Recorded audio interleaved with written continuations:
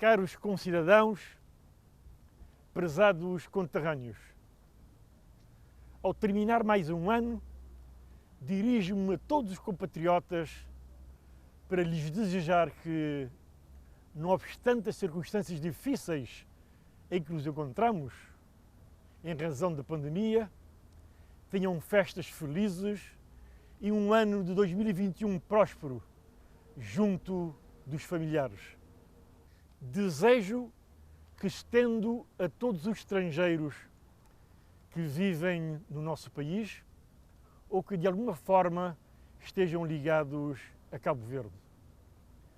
Uma palavra de muito afeto, compreensão e solidariedade é dirigida aos familiares daqueles que, no país e no estrangeiro, perderam os seus entes queridos por causa da doença e aos que a contraíram e lutam para a debelar. Cabo-verdianos, caros concidadãos, vivemos em tempo de pandemia há cerca de um ano, com consequências gravíssimas no nosso modo de vida, na maneira como nos relacionamos com os outros, muitas vezes mesmo no círculo da família e dos amigos.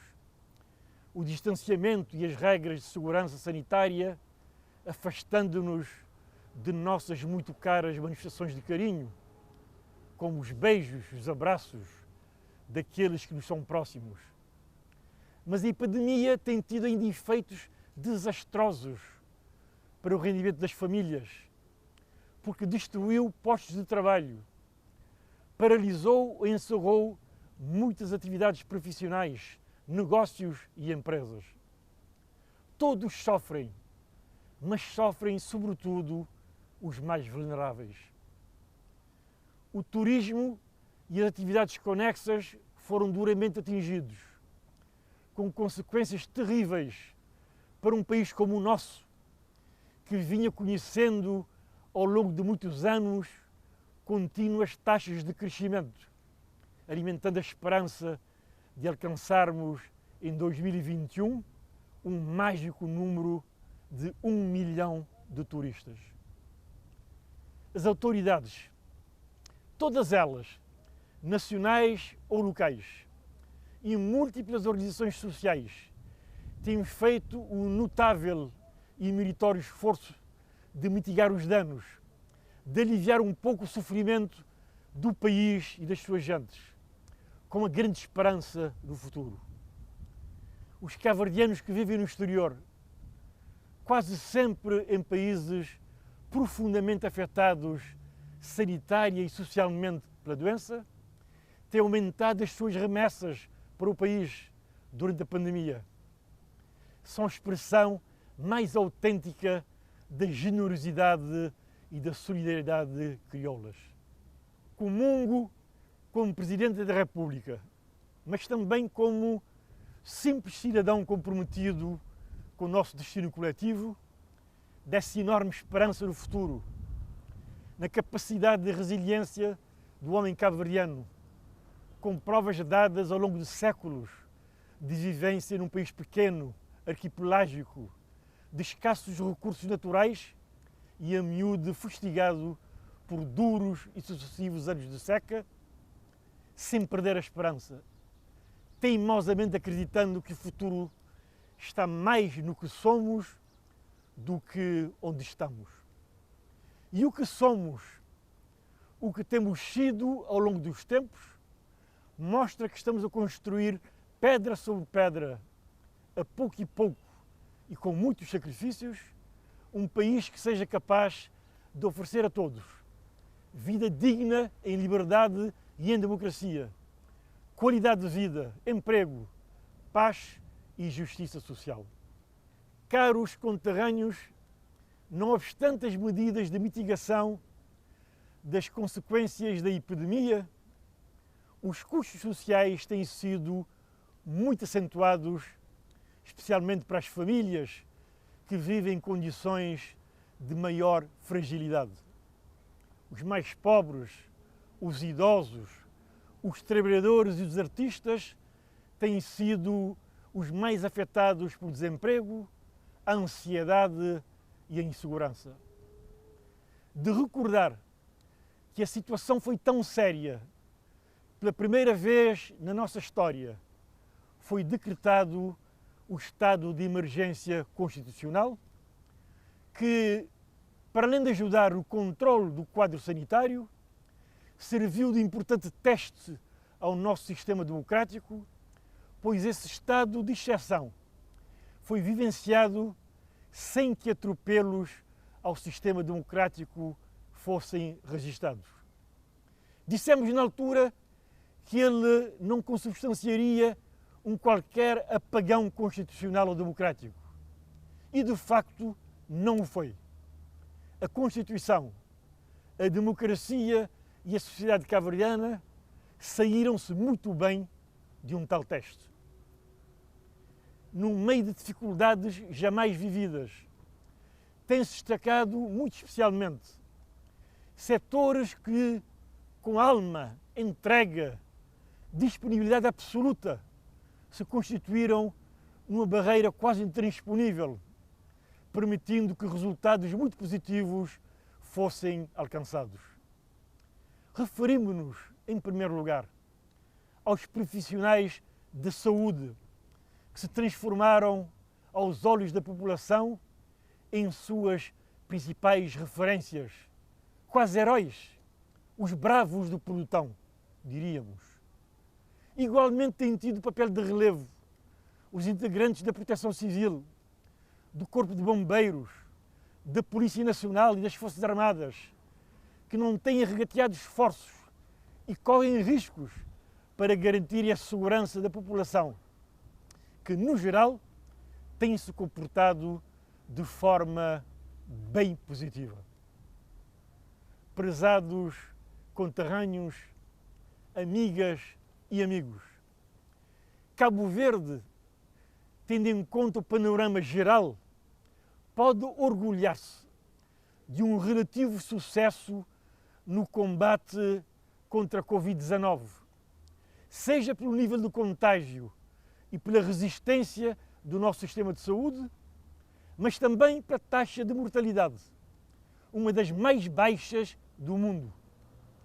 Ainda há bem poucos dias, uma das mais prestigiadas revistas da área considerou Cabo Verde como um dos 10 destinos mais seguros do mundo.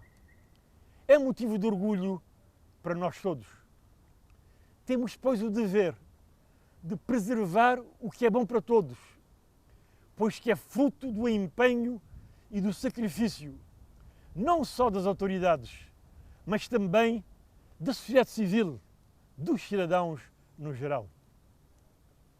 Se a situação no nosso país tende para alguma estabilização, o mesmo não se pode dizer em relação a vários outros, onde residem parcelas muito significativas de cabo-verdianos. Infelizmente, o quadro da epidemia nessas regiões não tem tido uma evolução positiva. As infecções têm aumentado, com o seu cotejo de sofrimento e de morte, e importantes repercussões no emprego e na vida social e familiar de muitos dos nossos conterrâneos. Reiteramos a nossa solidariedade a essa parte da nação cabo-verdiana que tem sido muito castigada pela pandemia e auguramos que seja beneficiada com a vacina que já estará a ser aplicada em muitos desses países. Cabo-verdianas, cabo-verdianos, caros concidadãos, o ano que vamos iniciar será o último deste meu segundo mandato como Presidente da República de Cabo Verde. E como já o disse em várias ocasiões, não obstante as elevadas responsabilidades, não foi e não é para mim um sacrifício. Antes, um prazer e uma honra, também uma paixão, estar a exercer este cargo centrado invariavelmente na manutenção do ambiente político que permita aos órgãos do poder e aos protagonistas políticos desempenharem cabalmente o seu papel, seja de governar, quanto de fiscalizar e contestar a governação, a nível central ou local, o que também permite a afirmação progressiva de uma sociedade civil mais forte, mais crítica e interveniente, capaz de se erigir em uma instância de fiscalização de todos os poderes. A democracia constrói-se na multiplicidade de papéis sociais que representem, de forma mais fidedigna possível, a nossa rica diversidade. A unidade da nação que nos interessa para construirmos o futuro é aquela que passa pela expressão e aceitação da nossa diversidade, nomeadamente no pensamento político e nas convicções filosóficas ou religiosas e nas manifestações artísticas ou culturais. O futuro de Cabo Verde, o do país que nós ambicionamos, livre, democrático, com um crescimento económico robusto, com um sistema de saúde credível e para todos, com um modelo de ensino de elevada qualidade, uma administração pública moderna e ao serviço dos cidadãos e uma justiça independente, competente, forte e célere, só é possível no quadro do regime nascido da Constituição de 1992, que fundou o Estado de Direito e democrático vigente em Cabo Verde.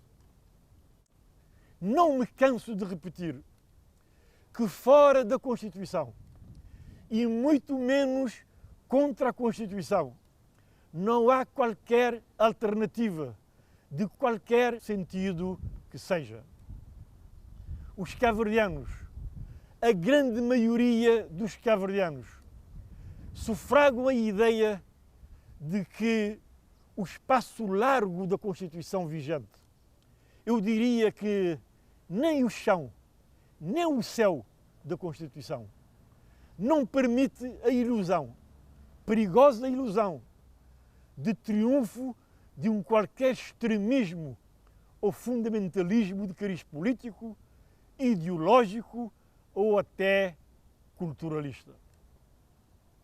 Mas caberá, não hoje, mas numa outra muito próxima intervenção, falar-vos do muito positivo e irreversível trajeto que temos feito como democracia liberal e democracia constitucional, nomeadamente ao nível do aprofundamento e da generalização daquilo que eu chamo uma cultura constitucional.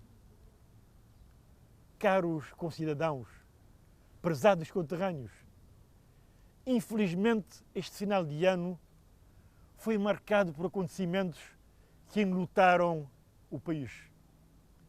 Faleceu a cantora e ativista cultural Celina Pereira, que para além de cantar Cabo Verde, foi uma militante da afirmação da cabo-verdianidade no domínio da música e da cultura.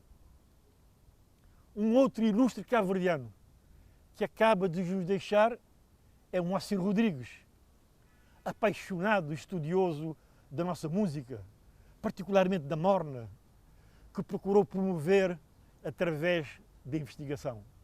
Moacir Rodrigues, que teve também papel de relevo na área do desporto e foi um estudioso e promotor do emblemático Carnaval do Mindelo. Estas duas figuras tiveram um papel muito importante no processo que conduziu à consagração da morna como património cultural e material da humanidade. Outra figura que nos deixa, José Alberto Alves, Beto Alves, que ainda há pouco tempo foi reeleito presidente da Câmara Municipal de Santa Catarina de Santiago.